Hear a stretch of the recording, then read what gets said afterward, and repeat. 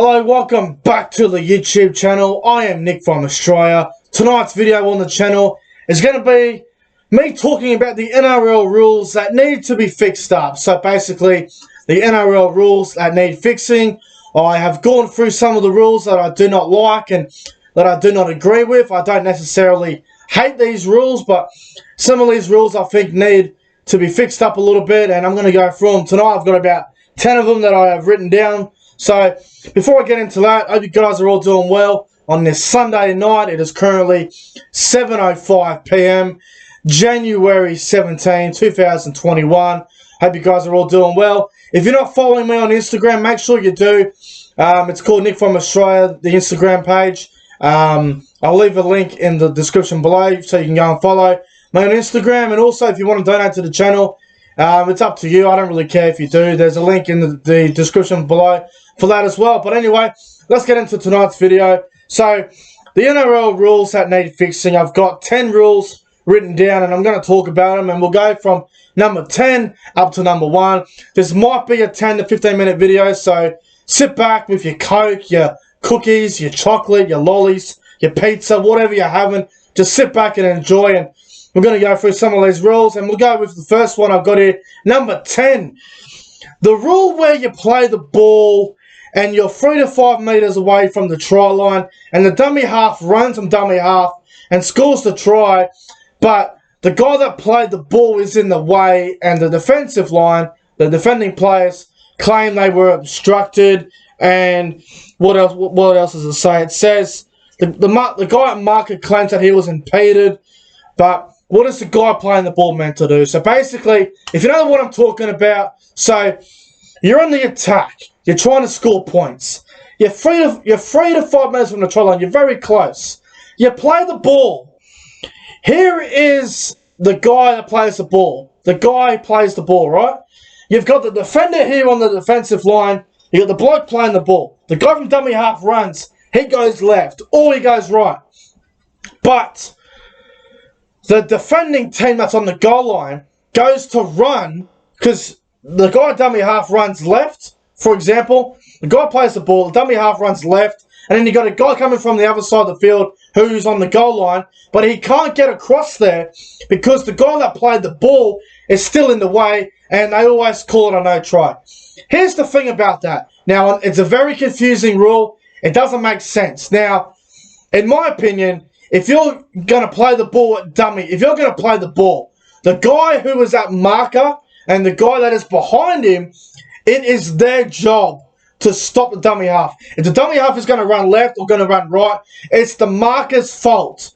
If someone is on the other side of the goalpost and he's going to come across the other side of the field, he runs into the bloke that plays the ball.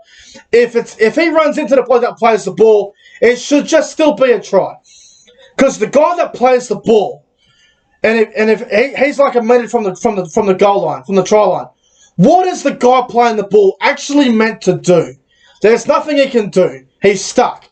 You can't just fall over. You can't just play the ball on your legs and go, oh, I'm going to fall back. There's nothing you can really do about it. So, you know, there was a lot of tries last year about that happening. A lot of tries where someone will play the ball and then the guy will run left or right and he'll score. But the defender that tried to get there will always claim that the guy that played the ball was in the way. Honestly, that should be the responsibility of the marker. So, you know, I think it's a ridiculous rule how they call no try on that. And I honestly believe it. The guy at marker should take responsibility for that. So anyway, let's move on to the next rule. That rule's a mess. Number 9 that I've written down on the list, the penalty try controversy. So one that I will talk about that does get a little bit confusing for people is when there's a grubber kick put through and a guy runs through. So for example, this is the bloke running through. A kick's already gone through. Say for example, the back row is sprinting. The back row is sprinting. But the fullback from the opposition comes in like this, bang, takes him out without the ball, and they always say, no, it was a penalty try because he was in front of the ball. That's ridiculous. There's no guarantee that he would have scored the try. What if he dropped it? What if the ball went dead? What if the ball sat up? What if he dropped the ball? Just because there's a kick that goes through just because the attacking player is in front of the defender doesn't necessarily mean that he's going to score the try. He could drop the ball for all we know. He could, easily knock it on. I just think the penalty try these days is way overused. They use the penalty try way too much, and I think the penalty try needs to be reduced a little bit. Just because there's a kick that goes through, just because the attacker is in front of the defender, doesn't mean he's going to score the try.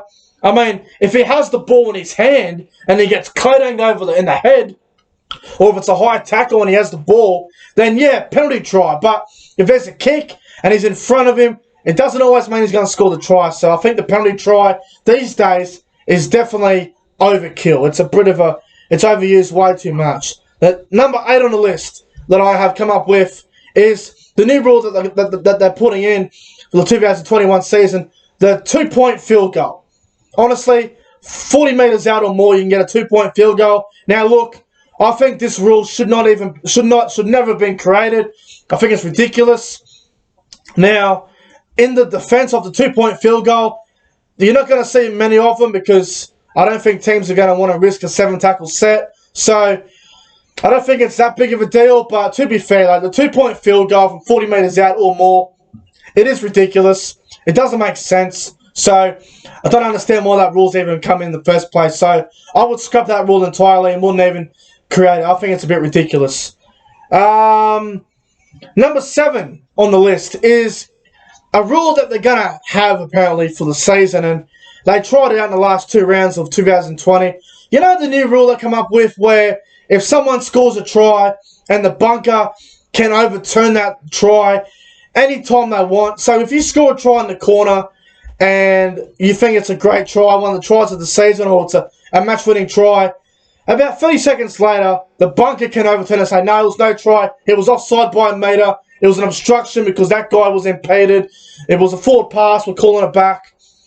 That's ridiculous. I mean, if you're at a game, right? If you're at a game and it's 16-14 and your team scores a match-winning try and you are screaming your lungs out at the stadium, you're having a great time, you think you've won the game, and for 20 to 30 seconds later, the bunker says, no try.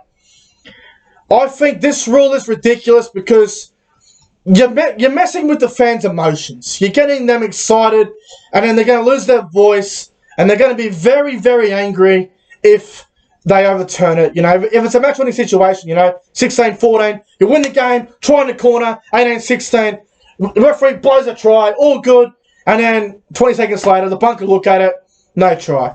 You'll be heartbroken, you'll be upset, you won't be happy. It's ridiculous. I think that rule that they're going to create is ridiculous, and it should not happen because you're going to mess with the fans' emotions. You're going to lose people watching footy. You're going to piss people off, and I think it's a terrible idea for them to go with that. Also, a similar situation, number 6 on the list, is when there is a try scored and they go to the bunker and they're looking at it over and over again, and they play it in super slow motion. Oh my God. Honestly, this rule is just ridiculous. When you go to the bunker and you're trying to figure out, is it a try, is it a no try? Did he knock it on? Was he onside? Was there a foot in front of him there? Enough of the slow motion. Enough of it. Slow motion is not rugby league. Play the game in real time and make a decision. Have 2 or 3 looks at it. Make a decision. Stop slowing it down and super slow motion. It is ridiculous. Rugby league is not played in slow motion. Play the game in real time. Have a look at it once or twice. A third time if you have to. Make a decision. Get on with it. Enough of the super slow motion crap. Because the slower it looks, the more you want to go with a no try. Enough of the super slow motion. It is ridiculous.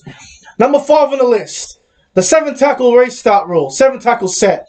So if you kick the ball dead in goal, it's a 7-tackle set. Or if you are going for a try and you knock the ball on in goals, 7-tackle set. Now, they introduced the 7-tackle rule in 2014. Now, personally, I've never liked the 7-tackle rule ever since it came into the game. I think it's a really stupid rule. Now, 7 tackles is just stupid. And I mean, what sense does it actually make? You kick the ball dead, you're going to get punished. It just doesn't make sense. It's stupid. I know it's been in the game for about 6 or 7 years now. People are used to it. People like it. But come on. You kick the ball dead in goal. What sense does it actually make? It just doesn't. It's just so stupid. It's a stupid rule. Get rid of it. It's a rule that I do not like. Now, some of these rules I do like, but the 7 tackle rule is stupid. Get rid of it. It doesn't make sense at all. Number 4 on the list is the 40-20. Now, I love the 40-20. I think it's fantastic. Now, I believe the 40-20 will stay in rugby league forever. Now, I reckon they could add to it and make it a little bit better. Now, if you saw last year, when they kicked the 40-20 and then occasionally the bunker would go up, the referee would go to the bunker, or the touch judge wasn't there because they're all a bunch of statues and they never get there in time. Now, I've always been a fan of a 40-20 with a little corner post on the 20-metre line, on the sideline, closer to the 30-metre line. So you got the 30-metre line, and you got the 20, you got the 10.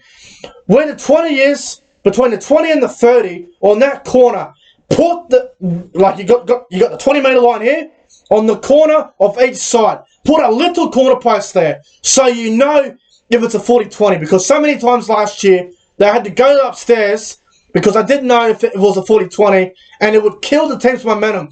If you were down 22-16, you kick a 40-20 with 2 minutes to go, you got momentum, and the referee wasn't sure if it was a 40-20 because they don't know if it went over the 30 or the 20. It would kill the attacking team's momentum. So I would like to see a little corner post on the 20-metre line, just so it's easier for everyone to understand. So I think that would be a fantastic idea. So maybe that would be a good thing to do. So I reckon that could be something that the NRL could do in the future. Number 3. Now, this is one that I'm really passionate on too. The bunker should only be used on captain's challenges. So, if you have a look at the NRL at the moment, all the referees, they referee without any confidence whatsoever. And the captain's challenge, you get 1 a game. If you lose it, then you that's it. If you win the captain's challenge, you keep it. What I would do, this is what I would do personally, agree or disagree, I don't really care, but this is my opinion. You should get 3 captain's challenges a game. 3 captain's challenges a game. You can use them all in one half if you want to. I don't really care. Use them at any time you want. Anytime there's a decision that goes against you or there's a try-scoring situation, you can use the captain's challenge. If you waste it, too bad. That's how it works. So, captain's challenge should only be used on try-scoring situations and situations where it's like, oh, maybe an obstruction or a knock-on or something you want to challenge. Now, these days, the referees are just going to the bunker all the time, over and over again, refereeing the game with no confidence. I'd like to see a captain's challenge. You get 3 a game, you use them, you use the 3 of them whenever you want, and if you lose all 3, that's it, it's your own fault. So I feel like that would be a better way to go with it. Now, I know in the cricket they have 3 captain's challenges, and they use them up whenever they want. I think the NRL should do the same thing, you know. You get 3 a game, and if you waste all 3 of them before the end of the game, that's your own fault. I think the referees need to referee the game without worrying about getting sacked the week before. So 3 captain challenges a game should be enough, and I think that would be the best way to get the referees going in the right direction and the captains to have more responsibility for their team. So I feel like 3 captain challenges a game, use them whenever you need to, and I think that would be the best way to go about it. And you should give them 10 seconds to challenge it or not. So when they challenge something, or the referee wants to ask them, do you want to challenge? Give them 10 seconds. If they use it, that's it. Too bad. I think that would be the best way to go about it. Now, number 2, I know I'm going on a little bit too long here. I want to get through this real quick. The 6 again rule. I've spoken about this 1,000 times. The 6 again rule, they're trying to get rid of the penalty and go with the 6 again. Ridiculous. The 6 again rule has to go. It's too much of an advantage. You could get 6 agains in a row. That's about 48 tackles. It's just ridiculous. The 6 again rules, I've never been a fan from the start. When it first came out, I gave it about a week to convince me, and it did not work. So the 6 again rule, man, it has to go. It's a complete mess. Now, the last one I want to talk about, number 1, the obstruction rule. Now, this rule will give you a migraine. I promise. It will give you a headache. Now, the obstruction rule. The inside shoulder and the outside shoulder. Okay, so if you're not aware what the obstruction rule is. So, if there's a situation, so I'm going to try and demonstrate this. So, you got this bloke here. He's the halfback. You got the back rower here. You got the winger there. You got the defender there. If the halfback throws the ball, he catches the ball on the outside shoulder. If he catches the ball on the outside shoulder, no matter what happens to the defender, as long as the ball's caught on the outside shoulder, it is all good. Play on, try. No dramas whatsoever, as long as it's caught on the outside shoulder. But this is where it gets confusing. If you have the halfback here, you got the back rower here, and you got the defender here. If the center or the back rower, whoever it may be, if he catches the ball on the inside of the decoy runner, then it's automatically a no try, even if the defender isn't impeded. Now, that is ridiculous. It is ridiculous. So you mean to tell me the halfback gets the ball right here, he throws it out the back, the decoy runner runs. If the center catches it on the inside of the back rower of the decoy runner, they're going to say no try, even if the defender is 10 meters away from the bloody bloke running the decoy. It just does not make sense. If you catch the ball on the inside shoulder, it doesn't matter. It doesn't make sense. See what I mean? It will give you a headache. So, to fix the obstruction rule, what I think they should honestly do. Now, if a decoy runner is actually impeded, then fair enough. If the defender is impeded by the decoy runner, then fair enough. But here's one thing. If a decoy runner goes through and the defender puts his hand up, bumps into one of the decoy runners, falls back like this, flopping for a penalty, then it should be a try. Because you see, like these days, defenders will flop for decoy runners because they know they'll get a penalty. Because you know for a fact, if a decoy runner runs through the defensive line, if they make contact with the defender, then it'll be no try, which is fair enough. But if it doesn't affect the play, if the decoy runner goes through and the defender does, if it's the defender's fault, then it should be play on. It's ridiculous. The obstruction rule is a mess. It is confusion. It will drive people insane for years to come unless they decide to fix it. The two people that I can name that explain the obstruction rule the best and will probably get a headache after talking about it is Gus Gould and Andrew Johns. They understand it more than anyone else. Now, if a decoy runner goes through and it makes a minimal contact with a defender, so what? Play on. Come on, man. The defender would have to be really knocked off. Honestly, the decoy runner would have to go through so quick and make contact and go, bang! Okay, fair enough, no try, but the obstruction rule is a mess and it needs to be fixed. Inside shoulder, outside shoulder. If it doesn't affect the play, who cares? It should still be a try. But anyway, guys, that's the NRL rules that need to be fixed, in my opinion. Let me know in the comment section below what rules you think need to be fixed up. Well, I think the obstruction rule is probably number one. It confuses everyone. It just drives everyone insane. But anyway, guys, that's going to wrap up tonight's video. I hope you guys enjoyed it. If you did, make sure you guys go ahead and like, comment, and subscribe to the channel. Like I said, those 10 NRL rules probably need to be looked at. There's probably a couple rules that need to be looked at more than others. But I hope you guys enjoyed tonight's video. I really do appreciate everyone taking the time out of your day or night to watch this video. I really do appreciate it. The obstruction rules just giving me a massive headache. I'm going to go and have a glass of Coke. I'm getting out of here, guys. Have a great night, and I'll see you guys in the next one.